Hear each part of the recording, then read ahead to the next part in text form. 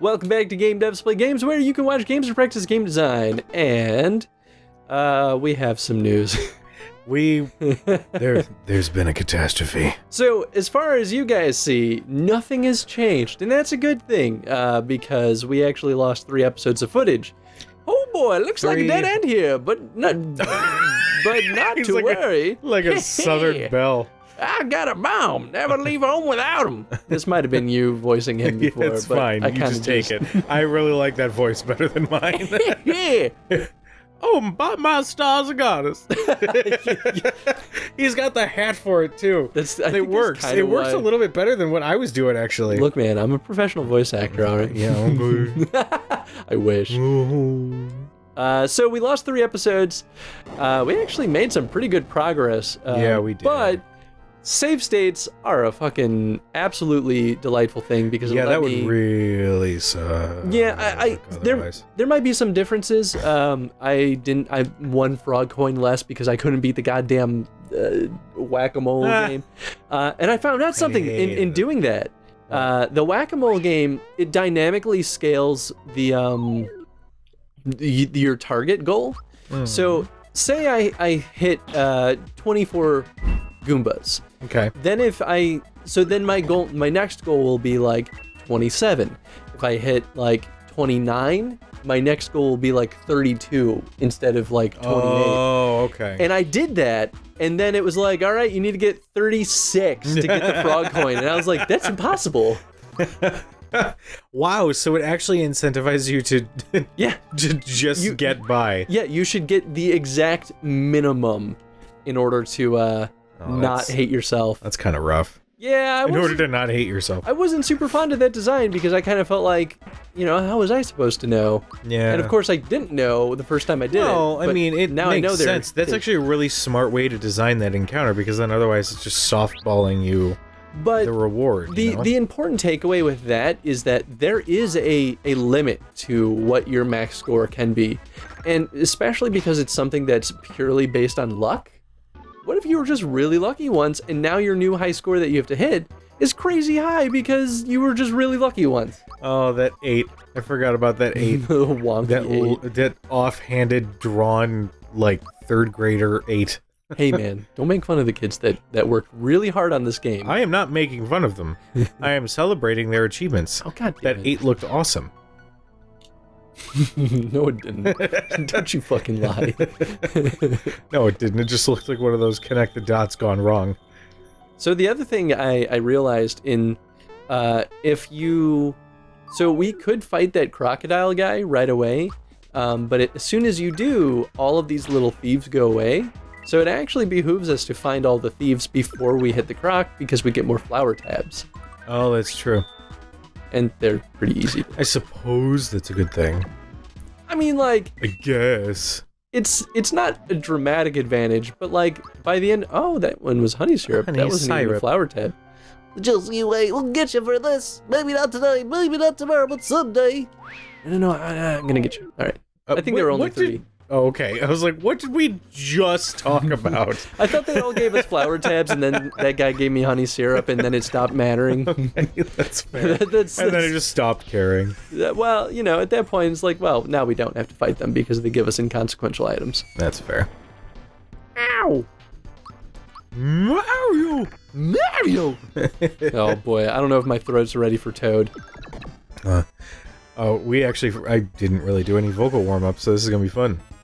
This is my Geno voice. Oh yeah. Oh no, it was Deckard Cain. Yeah. Oh, I forgot. You took my stole sheet. your crap. What did he even take? Mallow, why do you just take it? Dole it out. Oh, he legit steals our money, by the way. So That's not surprising. when I caught us back up to this point, I was like, well, I don't want to fight him yet, so I'm just gonna go back to town and save. And I looked at my inventory and it had 0 gold, and I was like, oh, well. I mean, he did steal Mallow's frog coin at the when we first encountered him. Well, sure, but that was before Mallow was even in our party. So by the time we fight this guy, we basically just net a frog coin. We never had lost it in the first place. Well, I think it was more just based on the character. We literally encounter him after he has stolen a frog coin, which is money. Money. Man. 8. Chris, follow my finger. 8. Are you gonna make me do one of those Disney? Yeah. You gotta write an edit note for me if you want that to happen. That little compilation of like somebody who actually edited those videos to show the actual thing that they drew. I know. Oh man, that it was true magic. Honestly, got the coins back, and I didn't read the rest. Oh yeah. Oh fuck yeah. Oh, Coops. Oh Coops. You started it this time. You can't yell at me. No, I didn't say Coops. I just said, oh fuck yeah, I got all my coins back. Yeah, but it was okay. That's totally the voice you're going with. Alrighty, stay back. And Close your worst. eyes. Let's follow the tracks to the end. What? The star? That's probably in the back. Thanks a million, Mario. Let's mosey along now. Oh, I guess you're right. I'd just be a burden on you, fellas. Well then, I'm counting on you. To find the kids, you hear? Well, thanks a lot, Mario. Guess I'll be getting back to tell Ma about everything. Ma. I like that half the sentence was cut off. Like, I guess I better be getting back to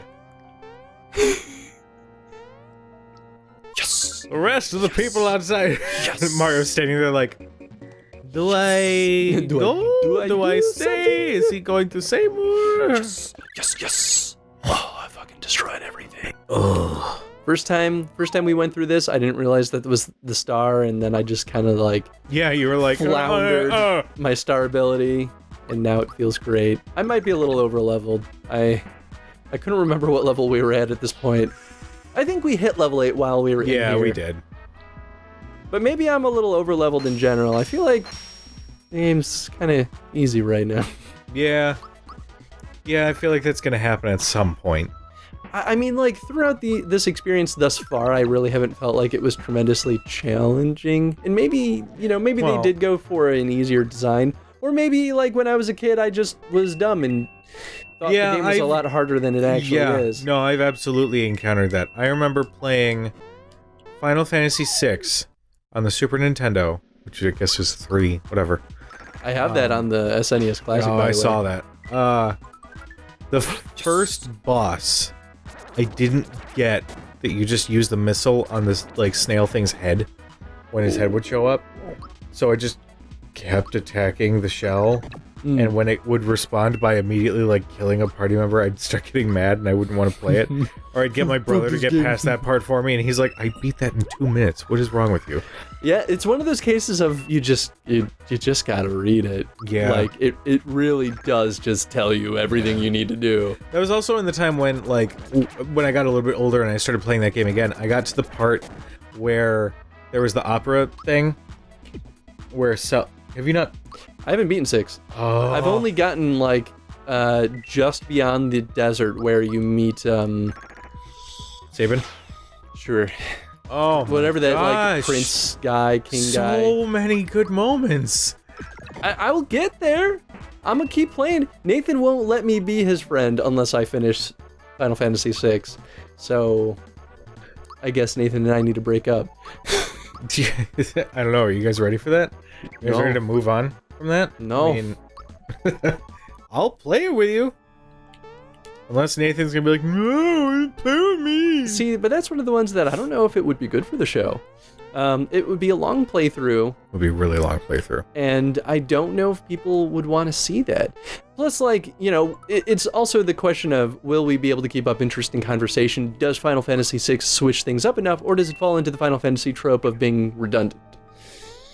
And 15 was a little redundant, but it did also keep things interesting in a lot of other ways, despite my issues with it. It's true. So I don't know. I mean, like, that's the same reason we haven't played my favorite game on the show, which is also the same reason we haven't played Nathan's favorite game on the show. I love this little, like, hint. Like, what's my favorite game, Cujo? Do you remember what the name of my favorite game is? Do you remember it? Do you know my favorite? Chrono Trigger? Oh, you lose. If you listen to the podcast that I was on with the Game Entrepreneur show, then you would have known. There's that guilt trip. I was wondering where that was. Hey man, any opportunity to promote Bobby's podcast? Oh, I am not in any way putting down Bobby. Sorry, It's a great Bobby. podcast, by the way. Bobby's podcast. I rock on. I approve of it.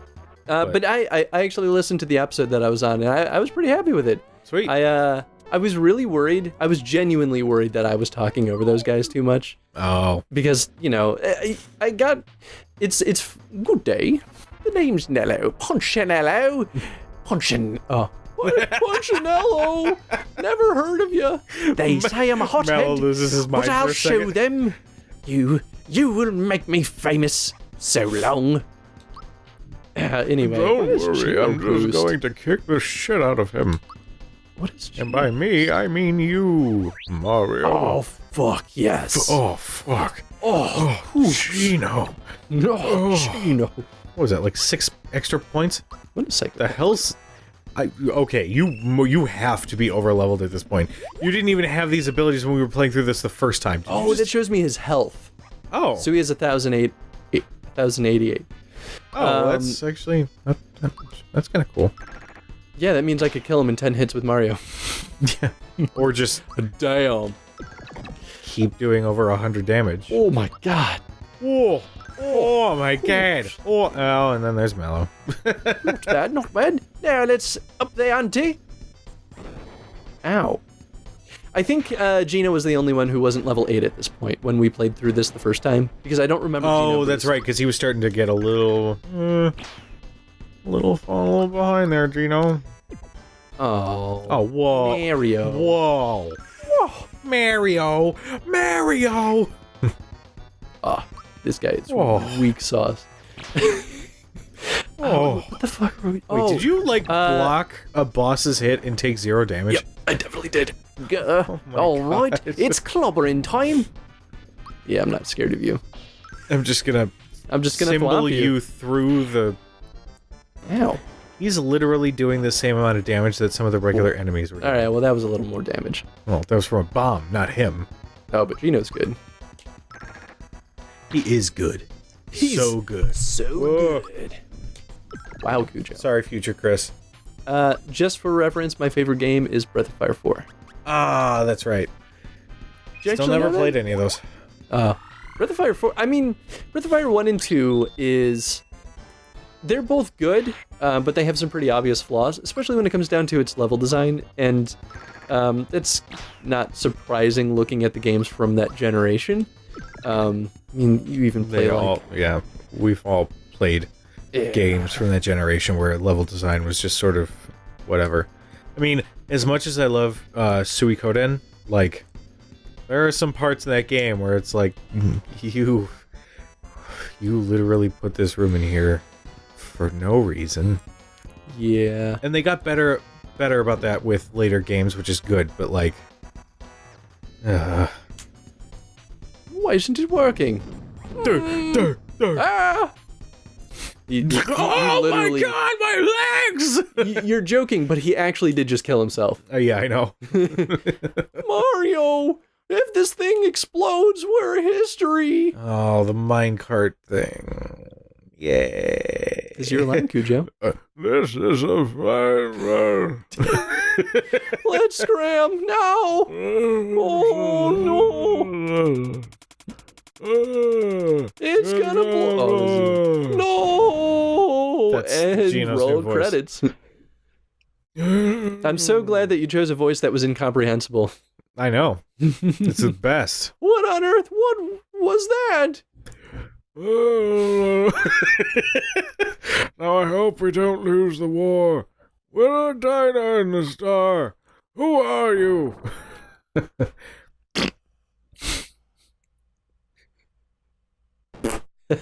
Love it. I guess my question is... Come on, Mario, let's go. Especially while this guy's sleeping. What? Where am I? Where am I? Are you from the war? Oh, jeez. Oh, boy. All right, now we're love- just going back to the Grumps jokes. Sorry. Speak. Oh, I didn't even know that was Oh a yeah, Grum joke. Danny. That's Danny's favorite thing. This freaking guy. I love how they inject a little bit of humor with that sequence too, because it's like they didn't need to, right? And I just like the way that they hide the star and have it just kind of like, like it's such a little thing, but it adds such a nice flair of humor. Yeah, even like the most heartless person playing this game would be like, I got you. Come on, let's get this. Boy. And with that... Are we at time? Yes, we are. Oh, wow. There's a... I didn't skip that, I swear. I just kind of did it. Help me! Here, give me the minecart to push! This is exactly what happened the last time we recorded this part. It was time to end the episode, and then this happened. There, right, just leave it. Oh, yeah, I can sync on this. All right, well, we'll call the episode here. Question of the day. Question of the day. I want to talk about the boss battle, but you know what? Let's talk about how they inject humor to actually make for a more compelling narrative. So in what ways have they previously been utilizing those little bits of flavor humor to kind of make for a better narrative experience? And, you know, why is it effective? It sounds intriguing. I'm so happy we got these pop filters because it forces Cujo to keep his face away from the mic. Thanks for watching.